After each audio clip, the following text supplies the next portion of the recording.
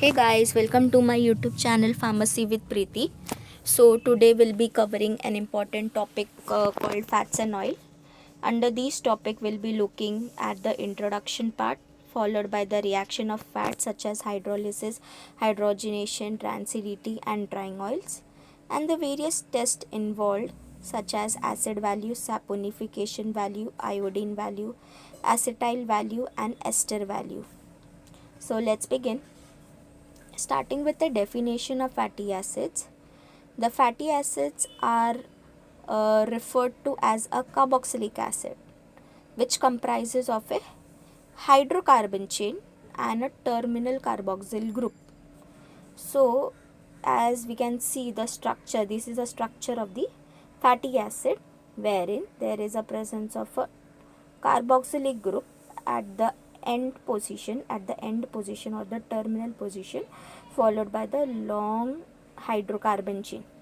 Okay, if I talk about its numbering, the numbering should begin with the carbon of the carboxylic group.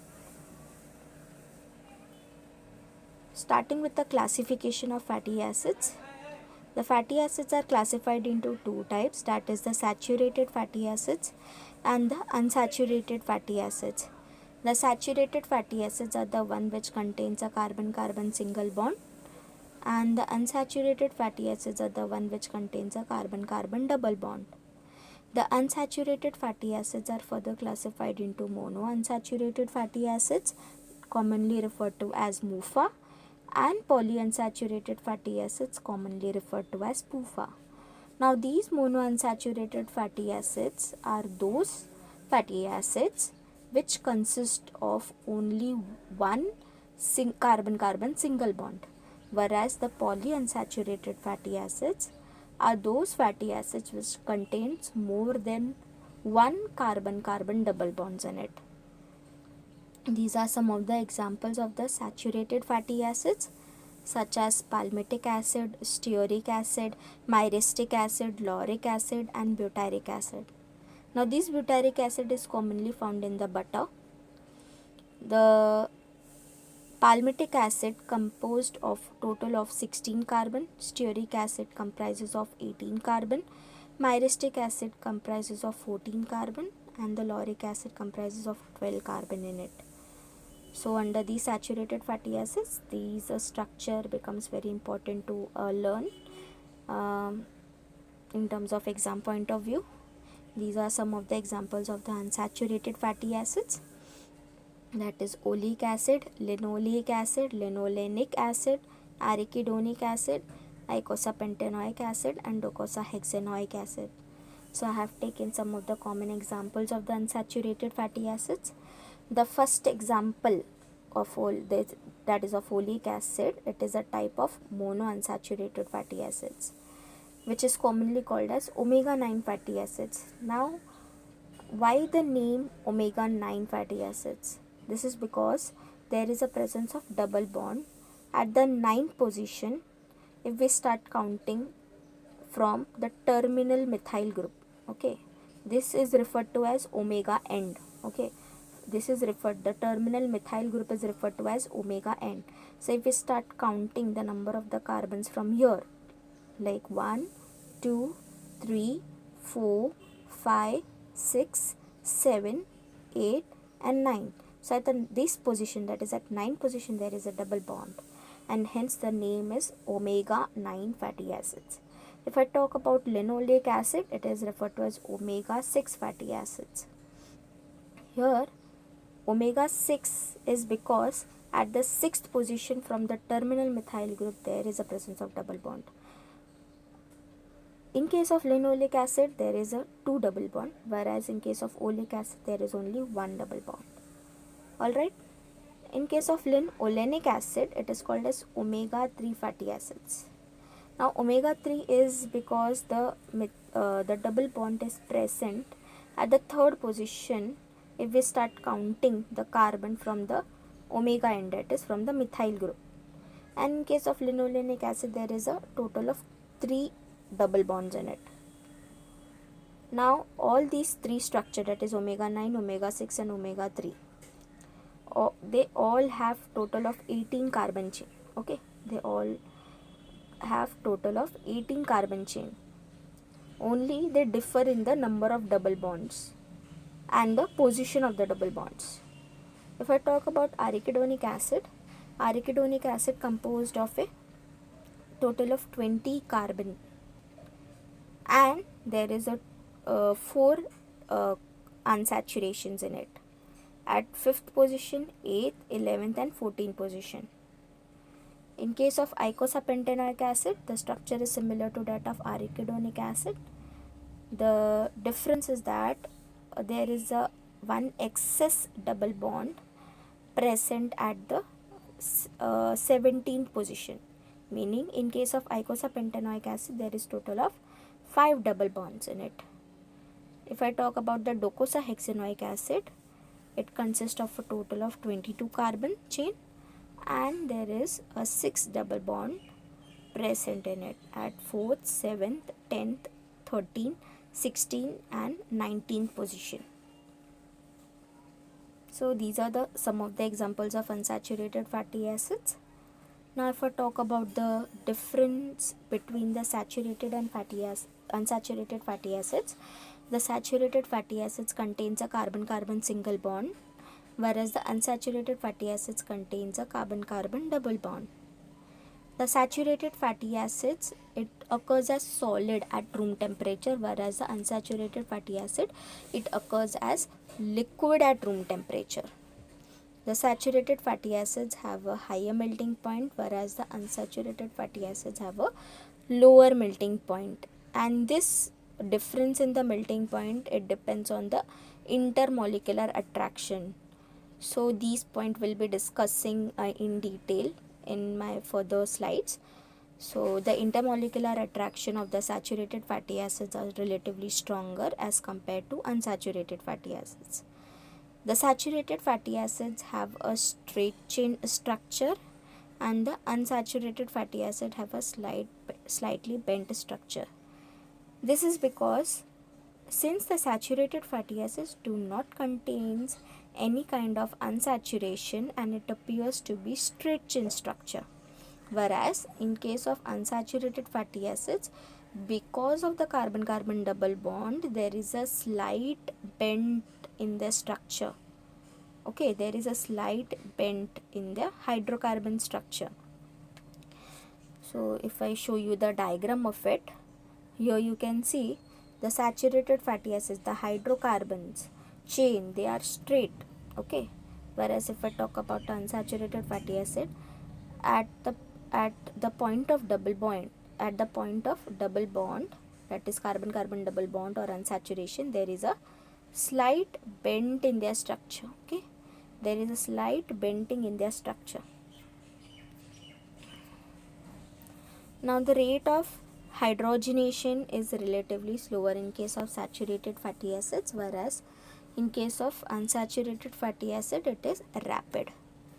Only the hydrolytic rancidity occurs in the saturated fatty acids, and in case of unsaturated, both hydrolytic as well as oxidative rancidity occurs. If I talk about the examples of saturated fatty acids, we have seen a couple of examples previously. So under this, the examples are palmitic acid, myristic acid, butyric acid, stearic acid, and under unsaturated fatty acids, the examples are oleic acid, linolenic acid, linoleic acid. Okay. If I talk about its physical property in terms of solubility and melting point, the long hydrocarbon chain fatty acids will have the lesser solubility, whereas the shorter chain fatty acids will have higher solubility. So those fatty acids which is having the long hydrocarbon chain, it will take more time to solubilize, and hence their solubility is lower, whereas the those fatty acids which are having the short hydrocarbon chain, it will solubilize easily and therefore it has a high solubility. If I talk about its melting point, in case of saturated fatty acids, it will have the high melting point, and unsaturated fatty acids will have lower melting point. Now, why this so happens? The reason is the saturated fatty acids will generally have a straight chain structure. Okay, the saturated fatty acids will have a straight chain structure, and these molecules, when it is packed, it will form a solid crystal structure, and these solid crystal structure will require a maximum energy, okay, to disperse. Okay, it will need a maximum strength to disperse. So in this, what happens is that when fatty acids, when a number of fatty acids are aligned together, they will be aligned, they will be getting aligned in a crystal, in a perfect crystal shape. Okay, and in order to melt this, will be requiring the high strength, will be requiring to disperse these fatty acids. Why so? Because the saturated fatty acids cannot be broken down easily, and that is the reason why it has a relatively higher melting point. So here, in case of saturated fatty acids, because of the straight chain structure, the chances of interaction between the adjacent fatty acid is more. The chances of interaction between the adjacent fatty acid is more, and because of these high interaction, it will be requiring high temperature or high energy to melt.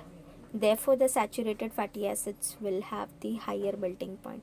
And if I talk about the unsaturated fatty acids, because of the unsaturation in the structure, there is a slight bend, and okay, and therefore the molecule will be not getting stacked over each other neatly.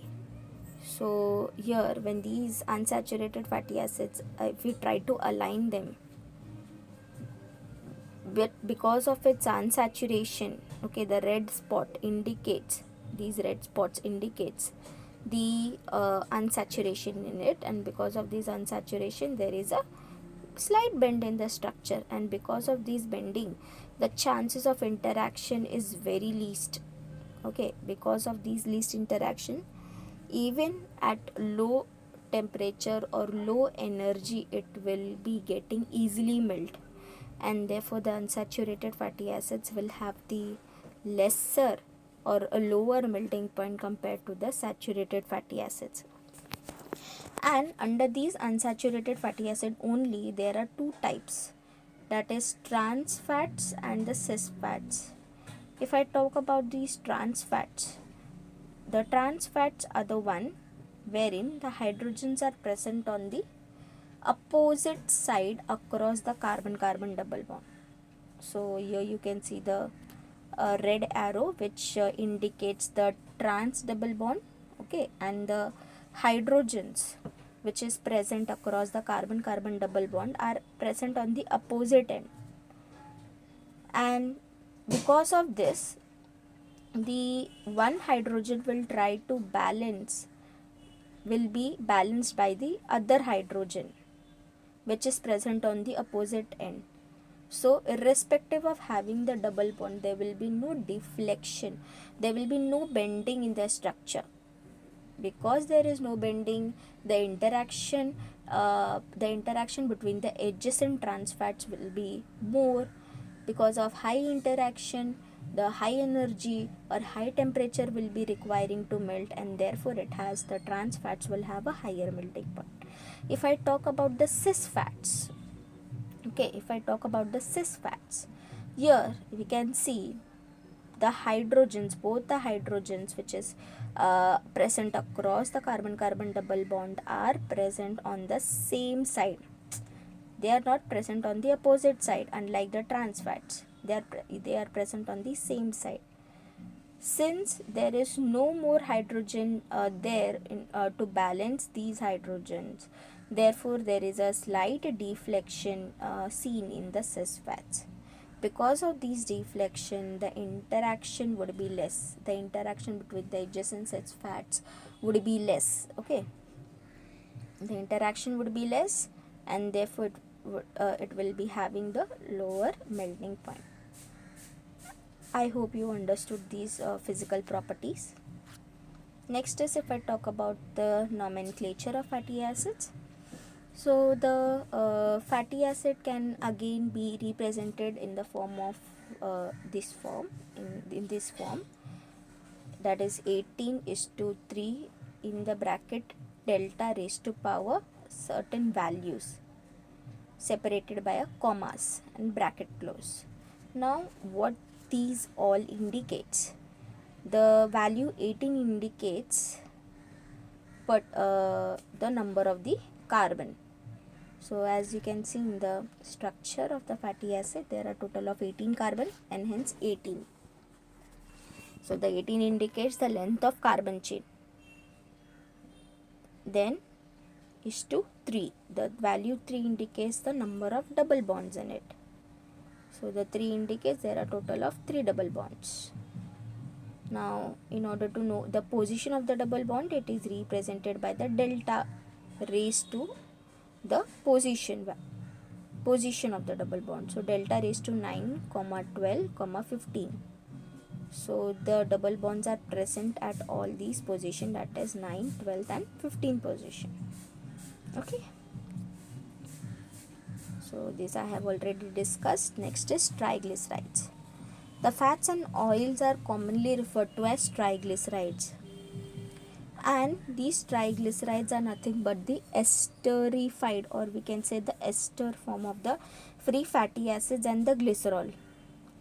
So these triglycerides are formed by carrying out the esterification reaction between the glycerol molecule, okay, glycerol molecule and 3 molecules of the fatty acids.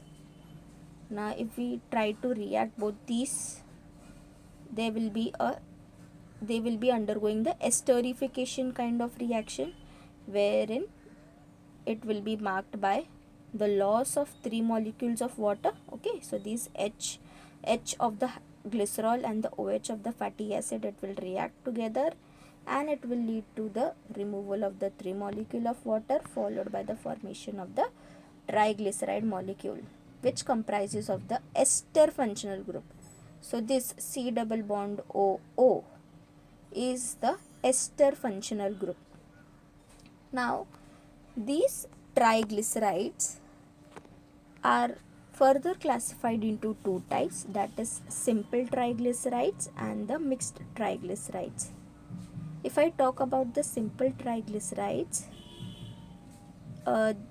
these all the 3 fatty acids are same or identical. So this is a structure of triglyceride, wherein we can see that this is a part of fatty acid, okay, and this is a part of glycerol, okay, this is a part of glycerol. CH2O is a part of glycerol, whereas from C double bond O, the rest of the part is of fatty acids. Now here we can see all the 3 fatty acids are same, are quite similar, and hence it is referred to as simple triglycerides. Whereas in case of mixed triglycerides, there are 2 or 3 different fatty acid chain. So the first 2 fatty acids are similar to each other, whereas the third fatty acids, okay, the third one is quite dissimilar, and hence it is referred to as mixed type of triglycerides. I hope you understood the intro part of the fats and oils. In the upcoming videos, I will be covering the remaining topics. If you have really understood my video, then please do hit the like, share and subscribe button. Thank you.